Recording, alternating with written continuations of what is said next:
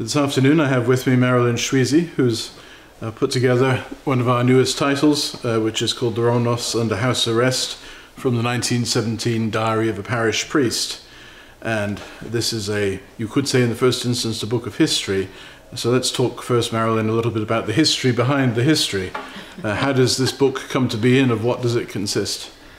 Well, this book contains, or begins with, a very rare and very interesting and really very precious archival document that is still in Moscow.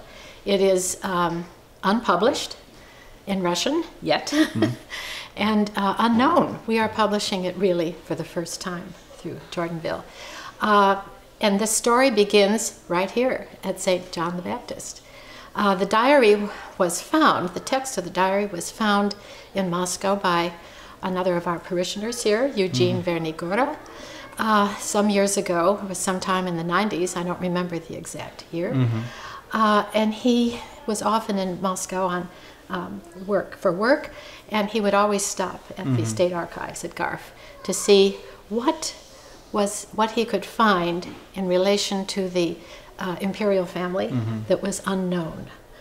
He headed a small foundation called the Recovery Foundation, of which I was a member, and that was our aim, to recover archival documents on the imperial family. And he found this wonderful diary. He managed to get a copy of it and brought it back to us here in Washington. We looked at it with Father Victor and Masha and the other members of the Recovery Foundation, and we saw that it was a wonderful document, handwritten, written day by day between March 1st and August 1st of 1917 by the priest of the Fyodorovsky Sobor in Tsarskoye Selo, Father Afanasy Belyaev, who was given special permission by Kerensky to live in and to serve at the chapel of the Alexander Palace the services of Great Lent, Holy Week, Pascha, and Bright Week for the imperial family and the household there. And each day he just hand wrote everything he saw and heard. And when we saw this and read through it, we realized it was a very special document, and it needed to be translated into English. And so we asked Protodeacon Leonid, who served here today, to translate it. And he did a beautiful job of translating. I edited, very little needed to be done. And it has more or less been dormant ever since. Jordanville did publish the diary in 2 issues of Orthodox Life in English in 2004. I think it was published perhaps in Russian I think also. I think it was, yeah. So it has been just dormant ever since then. But as we approached 2018, the 100th anniversary of the death of the imperial family, I thought it would be wonderful if it could be published now. And so I brought it up to you all. You agreed. And here we are. And here we are. And so we have the text of Father Athanasy's diary for these years, and actually that raises a question that hadn't occurred to me before, is did Father Athanasy keep a diary for his entire life, and is there more? Not that I know of. Yes, so maybe there's a lot more yet to be found. So we have Father Athanasy's diary, and I have to say, having read this and also helped a little bit with reviewing it before it was published, it's a fascinating. He's a man after my own heart, in as much as I keep a diary and I'm often noting what I eat. He does note what meals were, what they were served, where they were served, when, with whom. So I mean, lots of interesting details like that are included. It's exceedingly human. Absolutely. But at the same time, there's such a sense of devotion to both to his duty and to the imperial family. And what would you say we learn about the imperial family here, perhaps, that we might not have encountered anywhere else in writings? Well, you see, Father Afanasy, in addition to those very interesting details, includes a very human and personal detail of them, of their personalities, with each other, with him, with other members of the household, how they coped with this extraordinary situation, the beginning of their martyrdom, how they handled it with grace, with love, with patience, with compassion, with real Christian feeling. It's extraordinary. I think much as I have read about them in memoirs, especially wonderful memoirs that were written some years ago by people who knew them, much as I have read here, you just feel like you have met them. You just have a personal sense of a link with them. I found that very personal. Yes, yes. I mean, it struck me very much with Tsar Nicholas, for example, that somehow Father Athanasi conveys a sense of gravitas, but also of a, if you like, the Tsar is concerned for his welfare, for Father Athanasi's welfare, and he's always looking at the wider picture, his own family and their needs, and of course the country, which is he was called to be the Tsar and to be the chief servant of, if you like. That's very striking to me. Well, it becomes clear in what Father Athanasi describes that Nicholas II said to him on various occasions, that Nicholas, felt always the deep vow of his coronation, of the burden of service to the nation. Those were the words in the coronation. And he never departed from those. Right until the end. Politically, of course, he was a former Tsar. But as a bishop, when he retires, there's always a bishop. Yes, indeed, indeed. So it was the same here. And aside from Father Athanasi's diary, which of course is the core of this book, you yourself have contributed some things. So what have you added to the mix here? Well, you asked me to write an historical setting, what actually led up to the abdication, and what happened afterward. What was, after they left Tsarskoye Selo, what happened. And again, much as I know about all that from just my many years of interest in research and study, I learned a lot in doing deeper research on those days.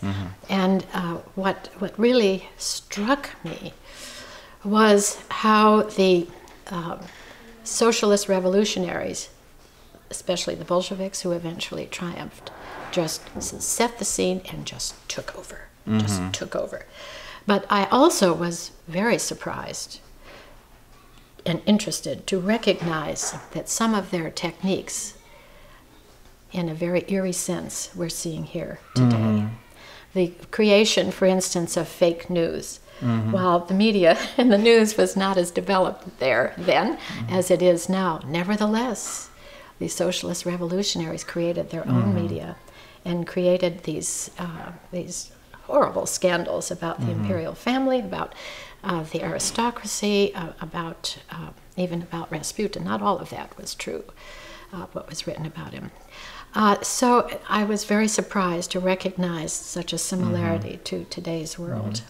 Well, one thing which struck me as a sort of, if you like, an amateur student of Russian history, from what I remember being taught in school many years ago, is I always pictured the first revolution is the, if you like, the liberal democratic revolution, and then somehow the Bolsheviks managed to take over later. And as I was reading this, it was so striking to me how already some of the soldiers are treating the imperial family with disrespect, and Father Athanasi. There's much more of a, if you like, of a Bolshevik feeling even 6 months or more before they actually seize power, when Lenin's not even in the country yet. Absolutely. It's rather shocking. One other aspect of this book, I think, just to wind things up, which I think makes this a particularly special book as well, are some of the illustrations that we've included here. Oh, yes. And I wonder if you could say a little bit about some of the things that are here, and more importantly, where they have come from and how you were aware of them. That's a tough question to answer on the spot. Well, the real answer may be longer than we have time for. But there are a few photographs in this section that are unknown and unpublished because they were taken by Sidney Gibbs, who was the English tutor to the Tsarevich and to the children. And he had a camera and took photographs, some of them in Tsarskoye Selo during the time of the house arrest, some of them in Tobolsk when they were there. And his photograph albums have never been published. However, they were on view where his collection was kept for many years in England, when it was all at Luton Hoo, the Russian country estate, where they were kept. That now they are all in storage, and they're as yet unknown and unpublished. But while they were still at Luton Hoo, I had a few of those photographs. I asked for copies just for my own research, and we were able to use them. Thanks be to God. A descendant of, now Sidney Gibbs, of course, was so deeply influenced by the extraordinary aura of the imperial family and how they went through all of this, that it led him to Orthodoxy. He became an Orthodox priest, monk, monk in Siberia, and returned to England as Father Nicholas Gibbs. And so these photographs, including the chapel that the family set up in Tobolsk, there are a couple of photographs here that are really probably the only ones of their kind. One of them is of the procession carrying the wonderful Znamenskaya icon, the icon of the Mother of God, of the sign that was in the little church built for that icon, and requested by the Empress to be brought to the palace during their house arrest. It was brought twice. And Father Nicholas managed to get a photograph of it being carried in procession past the Catherine Palace with crowds all around it. That's a wonderful photograph. Yes. We were able to do it. And the other one, of course, was the photograph he took of the open cart in which Nicholas, Alexandra, and Grandduchess Marie were taken from Tobolsk, eventually to Yekaterinburg. And you, I must say, your people did a wonderful job of technologically of producing very fine copies of it. Also reproduced this wonderful icon, which I'm sure many people will know, of the new martyrs and confessors of Russia, with the imperial family in the center, which was painted by a monk of Jordanville, Father Cyprian, at the time of their canonization. Well, it was brought into the cathedral in New York for their canonization in 1981. I was there. And this icon, of course, is still in the chapel at Jordanville. Thank you. So if there was one thought to take away, having sat down and read this book from cover to cover, what would you hope would be the one thing that a reader might take away from the book? Sorry. Well, the several people who have read it have described it as so extremely interesting but very sobering, because the world around the family during their house arrest in just the very beginning was such a dramatic change, and our world today is facing something not too dissimilar. So I think it is an inspiration, a Christian inspiration of faith and family.